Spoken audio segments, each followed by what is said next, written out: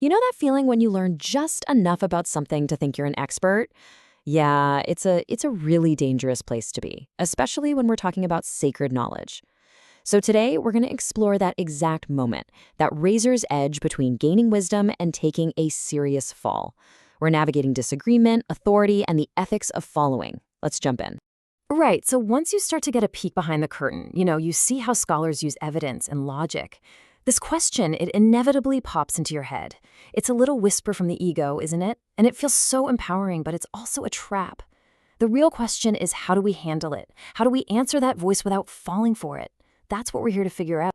And look, our goal here is not to shut down your curiosity. Absolutely not.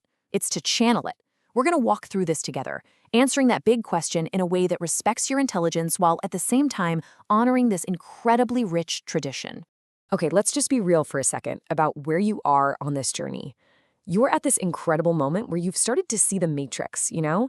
You can see the patterns, you get the logic, and not feeling is beautiful, it's empowering. But it's also where things get dangerous, because that's the exact moment you're most tempted to think you've mastered the whole thing.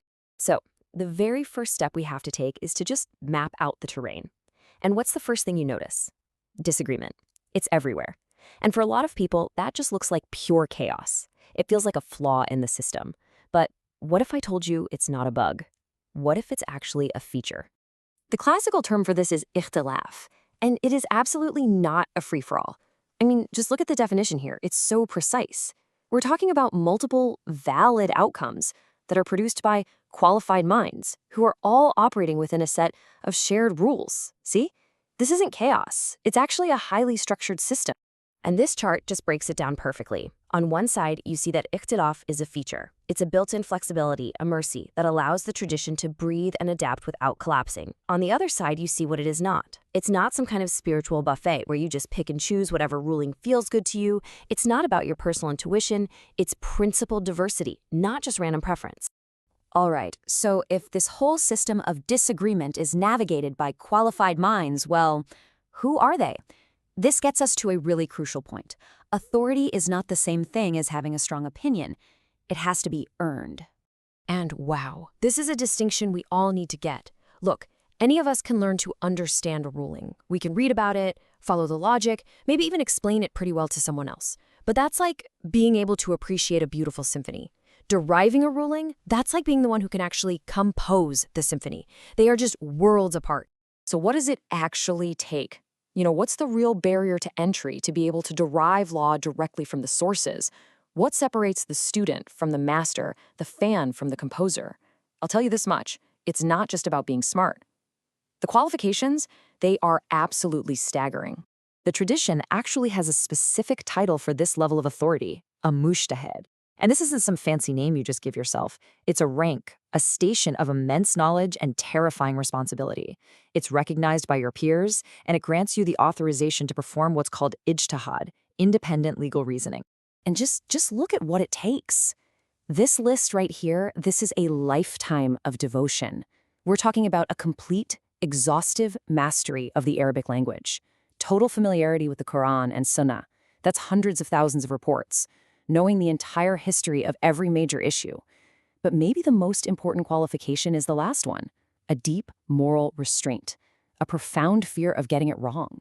I mean, one mistake could mislead thousands.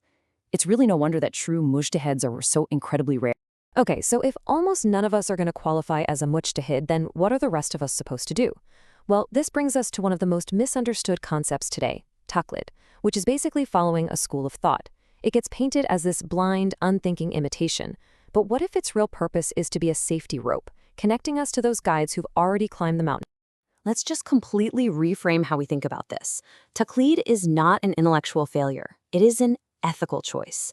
It's the humility to say, you know what? The systematic, time-tested methodology of a genius-level legal mind is probably a more reliable guide than my own limited and, let's be honest, probably biased reading of the sources. It's actually an act of supreme intellectual honesty. So here's the bottom line. Following a scholar or a school of thought is not about turning off your brain. In fact, it's about using your brain to recognize its own limits. This is what provides stability and continuity for the whole community. It stops the chaos of millions of people inventing millions of different religions. It is humility in action. And all of this brings our journey to its final destination. See, the goal was never just to pile up facts and information. It's to cultivate the wisdom to know what to do with those facts, and to stand in awe of the vast ocean of what you don't know. And a huge sign of that wisdom is understanding the difference between these two categories.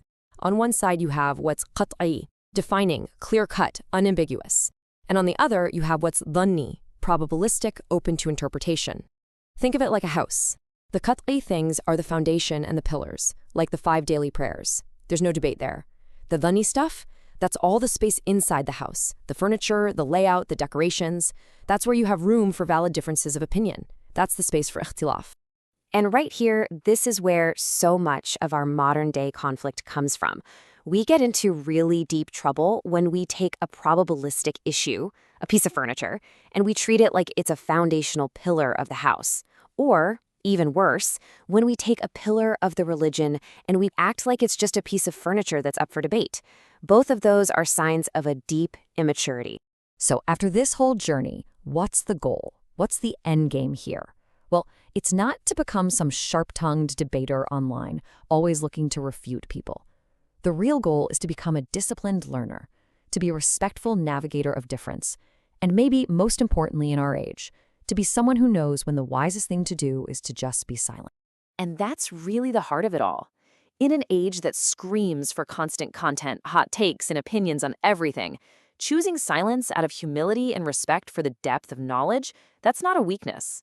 It is a profound spiritual and intellectual strength. It's wisdom. Now I know what you might be thinking. Okay, this is all great, but what about AI? I have all the information in the world right at my fingertips now. And that's a fantastic question. Technology changes the game, but it doesn't change the rules of the game. Let's be perfectly clear on this.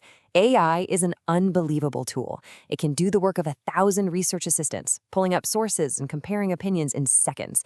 But here's what it can't do. It can never, ever bear the moral weight of a ruling before God. It cannot possess taqwa, that God consciousness that's so essential. And it can't replace the soul-to-soul human transmission of knowledge that has always been the lifeblood of our tradition. And this right here, this is our critical takeaway for the 21st century. In a world that is literally drowning in information, true earned authority becomes more valuable, not less. And the moral responsibility for what we believe and what we do, that can never, ever be outsourced to an algorithm. And so we end our journey right where every true student of knowledge has to begin, and has to end with a humble prayer. The simple recognition that all real knowledge comes from God, and the sincere plea that He increase us in it. And, just as importantly, in the wisdom to use it correctly. Thanks for joining me on this one.